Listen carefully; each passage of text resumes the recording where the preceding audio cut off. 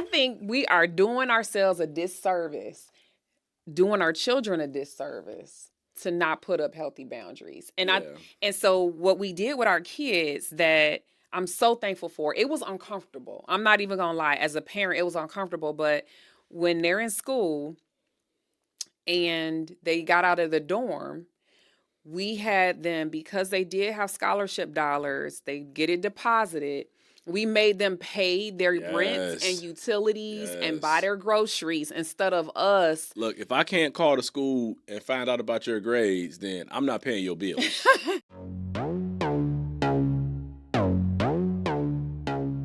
Welcome. This is For Better and Worth, the podcast where we don't believe you have to sacrifice your relationship while you grow and build your net worth. We are your hosts. I'm Chris. And I'm Erica Young. And we're so glad you're joining us today. All right, y'all, let's get into it. The For Better and Worth podcast is sponsored by American Heritage Credit Union, a not-for-profit credit union that helps you take control of your financial future. As a member of American Heritage, you're an owner. You'll be charged fewer fees, earn more in the form of dividends on your accounts, and have access to lower rates on loans. Whether your goal is to save for a down payment on a home, create an emergency fund, or build for the retirement you've always dreamed of, American Heritage has the products, resources, and solutions you need. After all, American Heritage is for the people, not for profit. So to learn more, go to ahcu.co/for better and worth. Hey, babe. How are you? I'm doing good. Good to be back out here just, doing what it is that we do.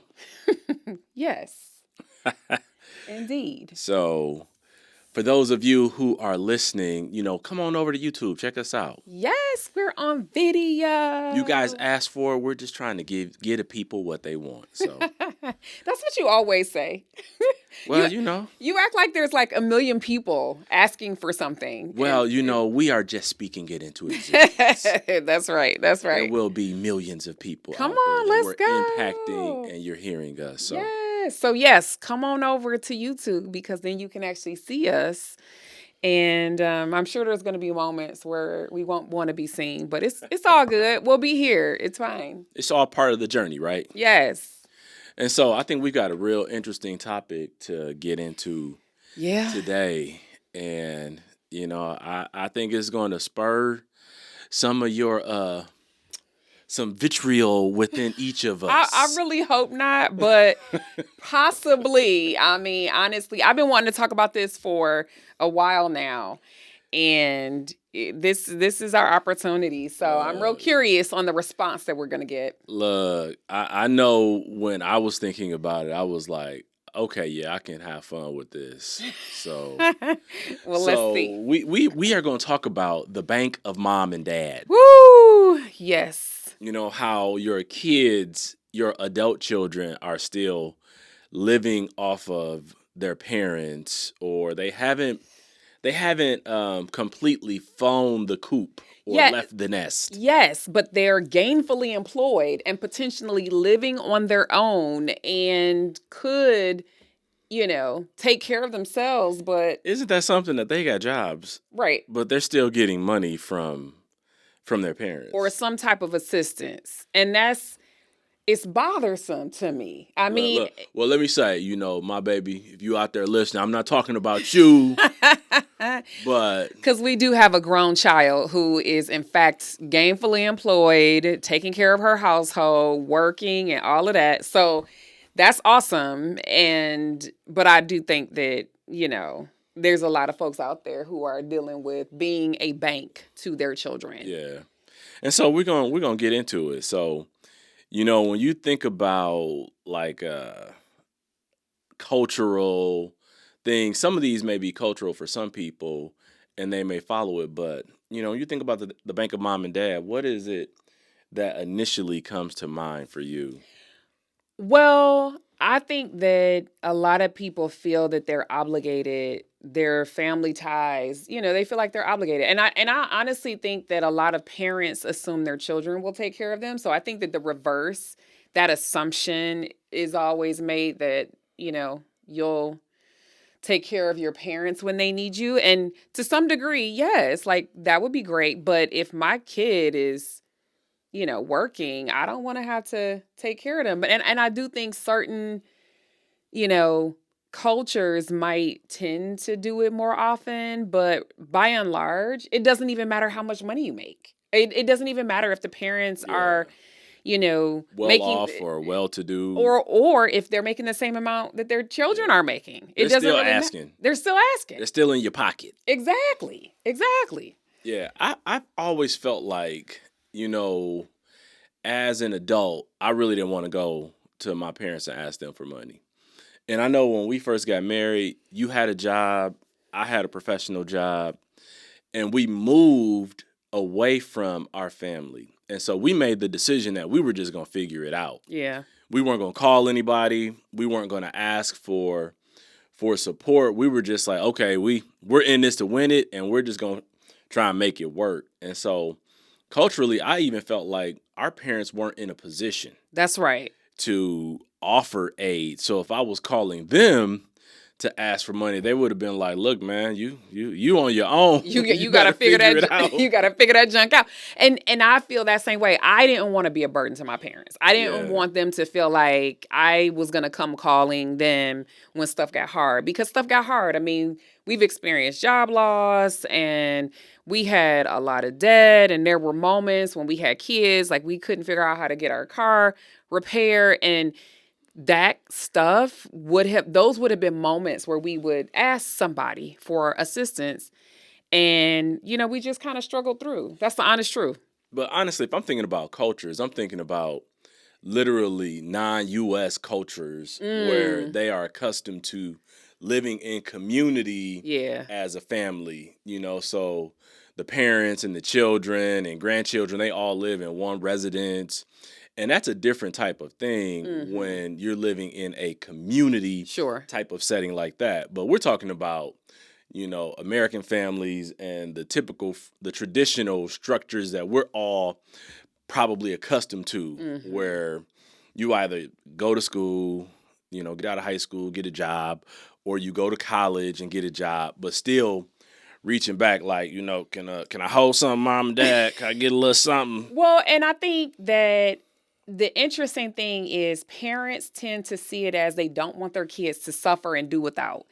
And I think personally that, and because I went through it, like we didn't suffer a lot. Like I'm not even going to say that that's true, but we had our moments where we could have used we had some to say no to some things. We had to delay gratification. We had moments where we were just strapped, and it's like, don't spend no money for 2 weeks because we don't have it, right? Like, so we learned how to restrict ourselves in order to not go further into a hole.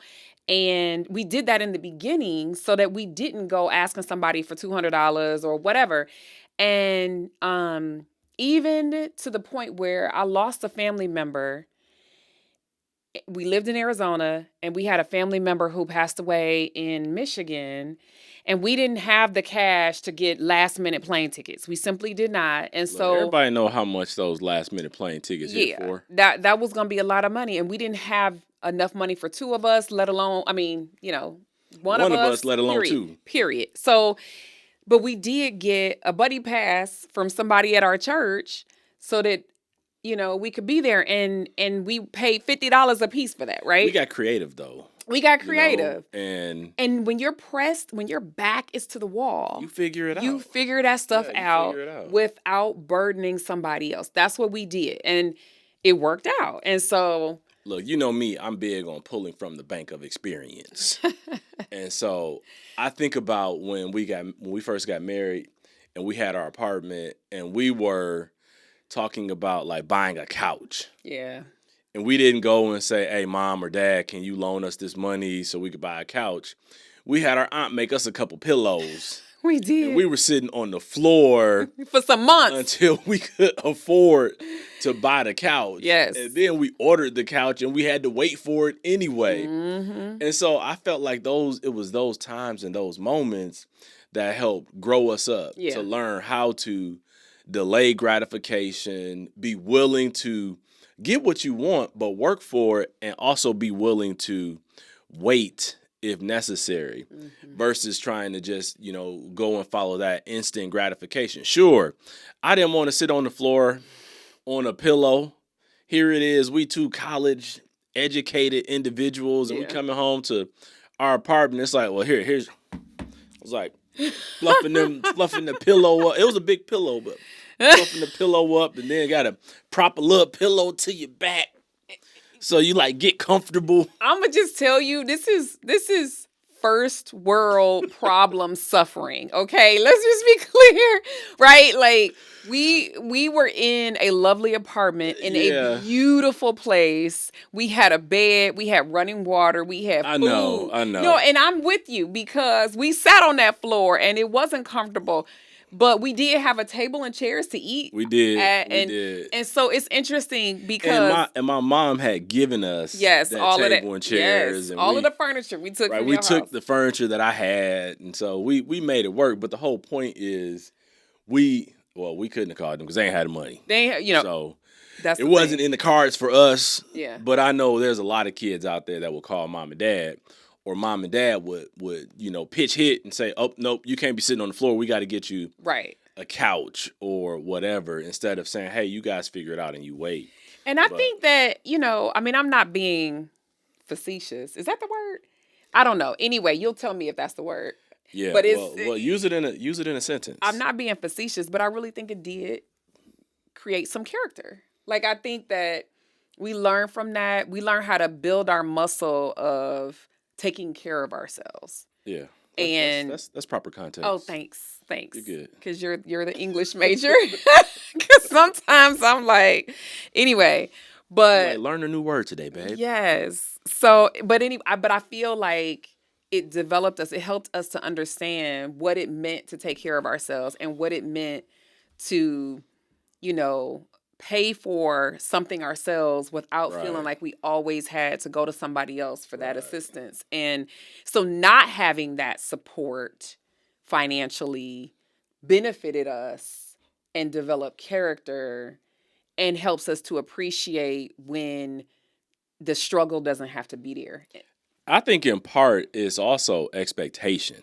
I think the kids, if they truly haven't had to go out and hustle or, work things out, it becomes an expectation that, my mom and dad, they got me, will do this. They'll help bridge the gap until I get to this level. And these kids nowadays are coming out thinking that they're supposed to come out of college making six figures and they're supposed to be directors or whatever. It's like, hold on, big fella.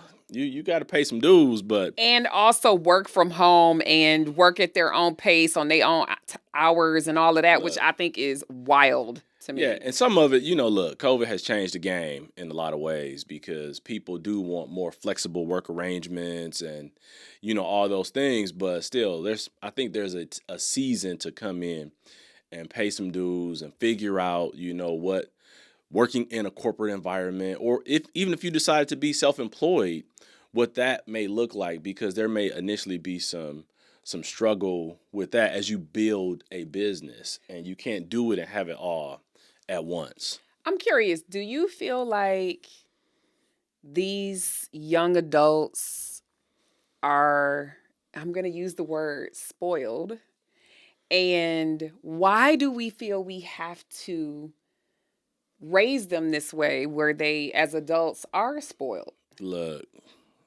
Because we're calling it supporting them. But really, I think it's spoiling them. I'll say this. We met, I learned to love you. I fell in love with you. It wasn't love at first sight. Well, it got there. You know quickly. What? That was very that was not look, I love you. Convincing. Okay? I love you. I need you to try again.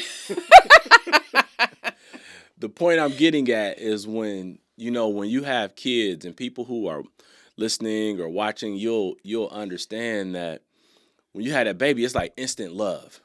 It's like an instant connection with your child. And you're just like, wow, I love this kid. And as you see him grow, you want to provide for him. You want to do for him. And like, it's me and my girls. I want to provide for them. I want to do for them. But at the same time, I think they just got different parents because we're realists.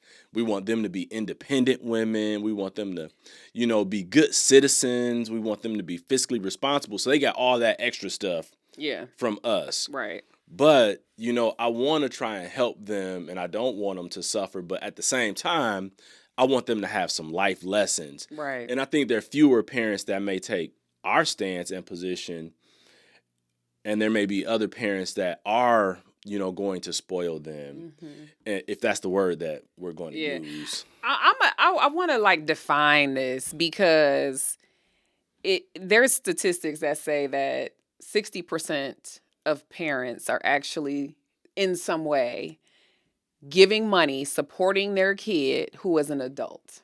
Wow. And that is mind-boggling to me. That more than half of the people. But let's define what this is, where this money is going.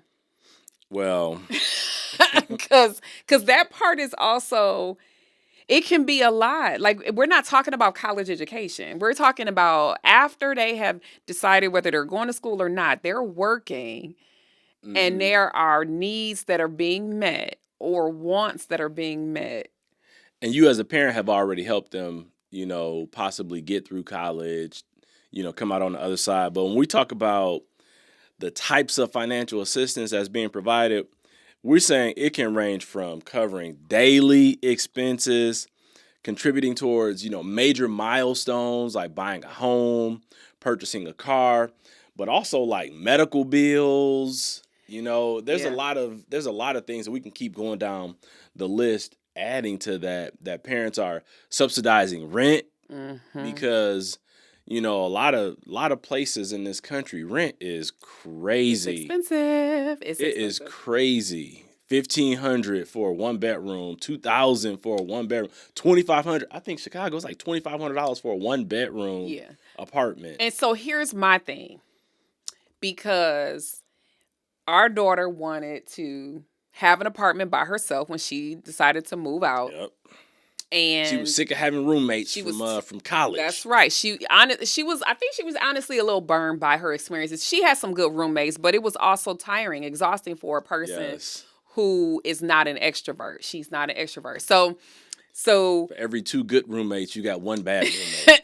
or funny acting, and she had roommates in COVID, which was challenging. Yeah. So the other thing, I think that her wanting to have that autonomy, that freedom, that single, room apartment, it cost her, because comes at a premium. I have multiple times said to her, if you had a roommate, you could save this amount of money. And she was like, I just don't want to. And she has a great group of friends. Yes. And so she does have a few that she could probably choose from. They could figure it out. Matter of fact, one of them, she lives walking distance away from her.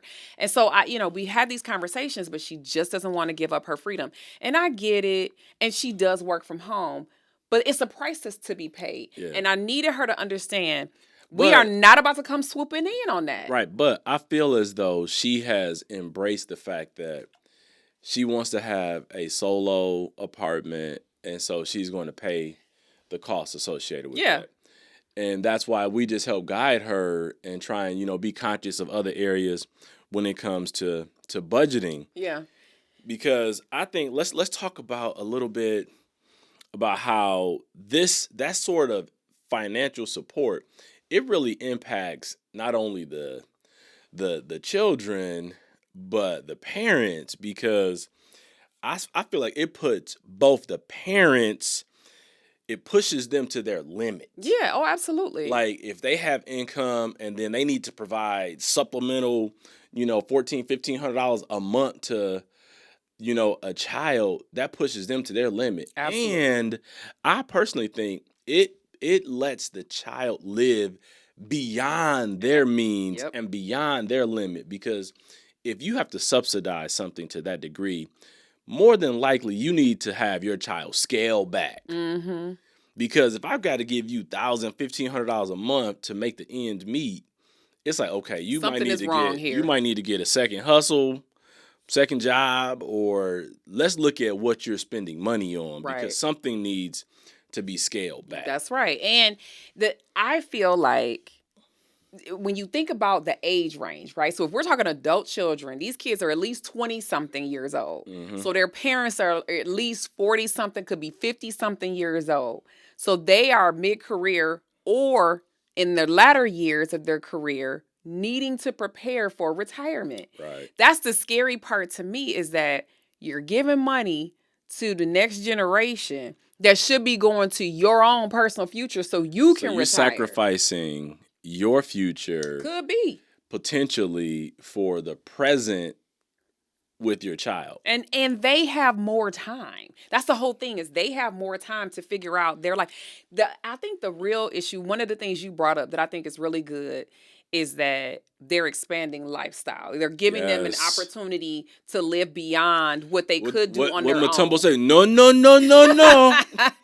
I mean, that's real, because it's like, why do you think that your lifestyle should be at a certain place that is $1,000 or $1,500 more than what your numbers, your income can afford? Like that's what's troublesome, is we think that out the gate we're supposed to have way more than we really need. And I think personally you're setting your child up for failure. Oh, come on. Because if you do that at the beginning, then they're going to have a continued expectation that they should be able to push and exceed their lifestyle beyond what they feasibly can afford. Mm-hmm. And the one thing that we did with our girls was we said, look, you go to school, scholarships are a reward for your hard work. We're saving, we're making preparation to try and help, pay for college, supplement college. And they went and they just hustled extremely hard. They were very smart students, and they both ended up getting full ride scholarships. But along the way, I told them, I said, look, if you get a full ride, I'll buy you a car when you graduate. Right. Because we had saved the money. Right. And that's part of, like, you get a degree. First thing people come out and usually do is buy a car. And so now if we can get you through school for free with scholarships, and then you come out and we buy you a car, now you don't have college debt, you don't have auto debt, and you're in a position to start out in a much better situation than most people start out in. And that's really what we try to motivate our girls to do. And we're 1 for 1. And the second one got a full ride. So I'm going to say we're going to be 2 for 2. And that is the reason why our oldest can live on her own. Yep. Let's be clear. Because if she had a car payment and she had student loan debt, she would not be able to do it. She might have 2 roommates. Let's be real. Like, we got 3 bedrooms. For real. And you over there, you over there. Literally, she might not be able to get away from the whole idea of having roommates. It'd be I feel like college 2.0. Right. Except you got to go to work every day. That sounds worse, don't it? But I feel that is why. And so we wanted to set them up for success. And I think about how we could have undermined the whole situation if we did all that and still took care of other parts of their life, their expenses. Like, she knew how much and honestly, here's the deal. This is the other cool thing, is you can make a different choice. She had one apartment for 1 year, and then we looked at all the numbers and analyzed and strategized. We looked at a bunch of apartments too. Sure did. So year 2, she found something that was a little bit more economical so she can remain in a single bedroom apartment. So, and I think that was smart because she did the work. We didn't do the work. She came and asked for our input and our advice, but she was out looking and searching and found it and came and consulted with us. Mm-hmm. And I think that is helping build muscle with her to be an independent, freestanding adult. And that's what we as parents are called to do. And it's not easy to always make those decisions, but I feel like we're putting them in situations to be much more fiscally sound and responsible individuals as they continue through adulthood. Now, one thing I will say is where you can help, so do what you can, because like our daughter, she's going to stay on our insurance until she's 26. Because that and our phone plan. Right. Well, we're going to talk about that. but but nothing. All I'm saying is that, well, see, we about to talk about this. No, but all I'm saying, no. So it just makes more sense for her to be on the medical, right? Because it's a family because plan. it's whether it's 3, 4, 5 of us. It doesn't make it's a the difference. Same. As long as there's more than 2, the cost is the same. Yeah, and I don't want her to incur that cost unnecessarily right now. Right, but our phone plan, I mean, that's easy too. Frankly, she could pay us for the convenience of being on our plan because it's less expensive. We might want to talk about that one. I mean, that's an idea. I have had clients, that is what they do. Yeah, because I guess there could be some benefit to the multi-line for us and for her. It's only like $60. Yeah, but hey. Hey, look, somebody out there struggling with $60 a month. You're right. So you're right. But the medical, I think that's the smart thing to do because she doesn't need to pay for that out of pocket. Now, when she calls me asking for my HSA card, I'm like, hold on. Yeah. Hold on. We need to talk about this. What are you out here doing? That's my HSA. Listen, this is transparency because we do pay for when she goes to the doctor or has her checkups or whatever. When there is an out-of-pocket cost, we have continued to foot that bill. So we have still taken on her medical, even though it's not like thousands of dollars or anything like that. But this particular bank of mom and dad comes with 20 questions. So if you come asking, I'm like, okay, well, have a seat here in my office. Let's talk about this. So child number one. And you know what? She comes with her tail between her legs too. Because the other day she said, I'm so sorry. I don't know how much this is gonna cost, but she needs an allergy test. And she's like feeling some kind of way about it. And I'm like, girl, you're fine. I was like, hold on. You better get the one that is this. So, but we're doing what we can to help her, and I think that's important for parents to do. But I think we're talking about things that extend beyond just keeping them on your medical insurance or helping to supplement something once in a while. This is like recurring. So, what do you think causes this to occur in families? Like, why would this dynamic persist at levels that they're actually saying on average it's like $1,400 a month that parents are expending? So where do you think that comes from? I think it comes from a few places because I just talked to someone the other day and he said he went to business school, he graduated from business school, finance degree, and he didn't know anything about finances. Yeah. He said all the stuff like with investing and retirement and, the different things, he knew none of it.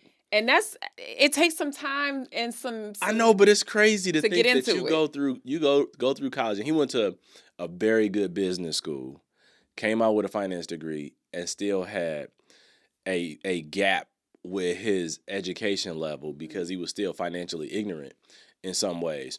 And he went to college. Yeah. So let's talk about people who didn't go to college or they had parents who didn't have the knowledge base.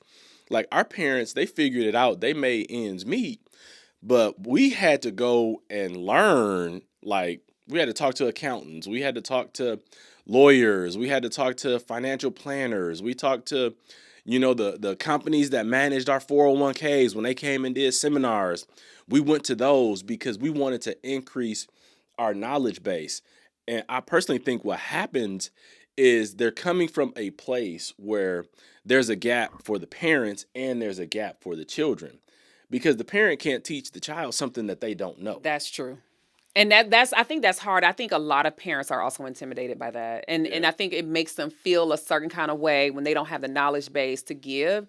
And so they struggle through. They're on struggle bus. Yeah. Like, all right, well, so they're like, well, we're going to foot this bill. Right. Because they don't decide to learn to do something different and then give something different. And I think our education system can fail us a lot of the times, not just in high school or even, junior high or middle school, but at the collegiate level, I got an engineering degree with absolutely no understanding of what to do with the engineering salary.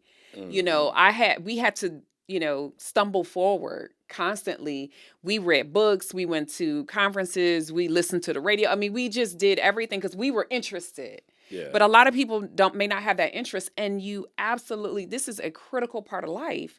And so if our education system doesn't do the job, then you have no choice but to teach your kids at some point in their life how to make ends meet, and what it takes to actually do this. So I would say to anyone who's listening out there or watching now, I would say you've got to get your bases covered. Like, you've got to get your financial IQ elevated. Mm-hmm. So as parents, we can put our children in positions to have success. And what that looks like is getting an understanding of what, just a budget looks like, and, getting accustomed to telling them no, so they understand that everything isn't going to always be a yes. Helping children and, parents ourselves learn that delayed gratification, because all of those things are building that muscle. Mm-hmm. And as you build that muscle, you just become stronger and stronger. And then you start to count the cost of things that you're doing and get your kids to count the cost. And I feel like that's where we've been very fortunate with our oldest, is she's learning to count the cost. Like, before she goes and decides to do something, she's like, okay, well, let me look at what my bank account, how's my checking looking right now? And then she will make a decision to do something. Or, she gets bonuses now. And she's like, oh, I got to save some of this. Yes. And we encouraged her to get to a 6-month savings, so that if emergencies occur, she has something to fall back on. And It's not, the bank of mom and dad. Right. Well, what are we going to call this? The bank of, we got to find an acronym. Oh, wait. BMD. Yeah.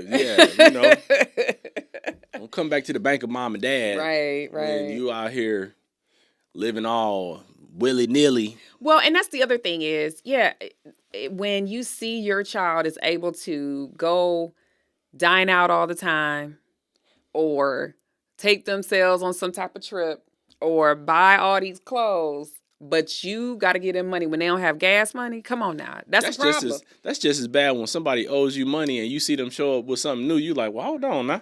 Hold on. Don't you owe me $500? That part. I think we are doing ourselves a disservice, doing our children a disservice, to not put up healthy boundaries. And so what we did with our kids, that I'm so thankful for, it was uncomfortable. I'm not even going to lie. As a parent, it was uncomfortable. But when they're in school and they got out of the dorm, we had them, because they did have scholarship dollars, they get it deposited. We made them pay their rents and utilities and buy their groceries instead of us. Look, if I can't call the school and find out about your grades, then I'm not paying your bills.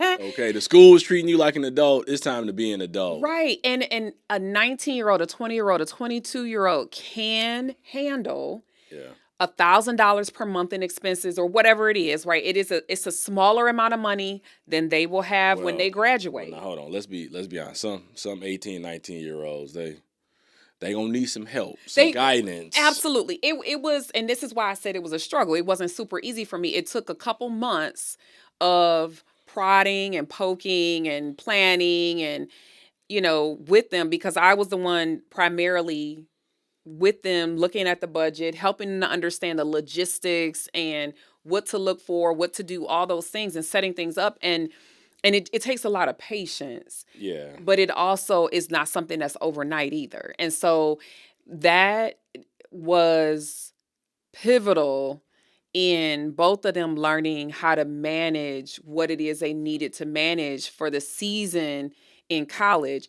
And if they can manage this sum of money, then they can manage that salary. Yes, they will learn to do that. And so, and it's exciting when you realize, oh, I'm going to get more money, you know? And so our youngest is about to have a summer internship, and she's like, you know, excited that she's going to have more money to manage. And so that's fun. But also she looks for opportunities. I mean, she's a perpetual saver. So, you know, they're very different. And you've got to also know like the personality of your child, because you know, you got savers and you got spenders, and kids are going to fall in to one of those two banks, and you can help guide them, you know, based upon that personality that they have and exhibit. But let's get into this, make it worth it, because I would say my make it worth it today is be okay saying no and creating a habit of helping children to know that everything is not instant. Because if you tell them no, or you help them understand no early, and I'm not just saying say no just to say no, right? But help them have healthy boundaries and know what we can and what we can't do, they will develop that skill over time. And they will understand that when they're managing their life and their lifestyle, they'll know what is okay to say yes to right now and what is okay to say no to right now. Because no today doesn't mean no forever. That part. Yeah. And that's what people, I think, sometimes don't get is it's okay to say no right now, because you may be able to say yes in 6 months. Right.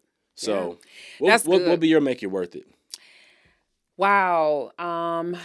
You said a lot. I had something, and to be honest with you, I think it just went out the other ear. I don't know. Let me think about it for a hot second. It is probably going to be that, I know what it is. Ask yourself this question. What's at stake if we don't put up these healthy boundaries? So that's good. What's the cost to me? What am I risking as a parent, as the potential banker, right? Yes. And what's at stake for my child if I enable them in this way, right? And what will they be missing out on potentially? And so I would just say, ask yourself what's at stake. What are you risking if you do nothing? Because I think that's also motivating to look at the flip side of it. I think maybe it's the bank of mom and dad. We could be the bank of mom and dad because we scrutinize everything. Yeah, we do. And bankers have a high level of scrutiny. Yeah. But not everybody is the bank of mom and dad. Maybe just some of them are donors. You know, the donors. That's true. You know, so it's that's like true. You got to think about that. Are you a banker or are you a donor? Right. So think about how the bank would treat you when you came in to get a loan or all the paperwork. I mean, you buy a house, I feel like I'm signing my life away. That's right. Signing like 100 pages of documents. That's a really good point because they actually want to assess risk. They want to know, are you going to be a person who's going to pay them back? Right. Bankers approach it differently. That's true. And I'm not saying, have your kid come and fill out 100-page document, but I think it should be something serious enough that it warrants. Like if there was just a major somehow catastrophe. I mean, honestly, I'm not gonna let my child out there if she loses her job, has gone through her savings, hasn't found another job now. That's circumstantial though. That's different. It is, right? And so, but it is catastrophic in her case, right? And so it's not just doing this to do it routinely. Right. To extend your lifestyle. Exactly. So you can do this. It's something different. So anyway, but I think that's good, babe. I enjoyed this. I thought this was fun, and I hope that everybody out there listening, I hope it was fun for you too. Yes. So until next time. We're out. Thank you for spending some of your time with us today. We appreciate all of your support. So be sure to subscribe, rate, and review us wherever you listen to this podcast. You can find us on Instagram at For Better and Worth. And sign up to receive our free guide, The 7 Reasons Your Money Relationship Isn't Working with Your Partner, on ForBetterAndWorth.com. Until next time, we're out of here.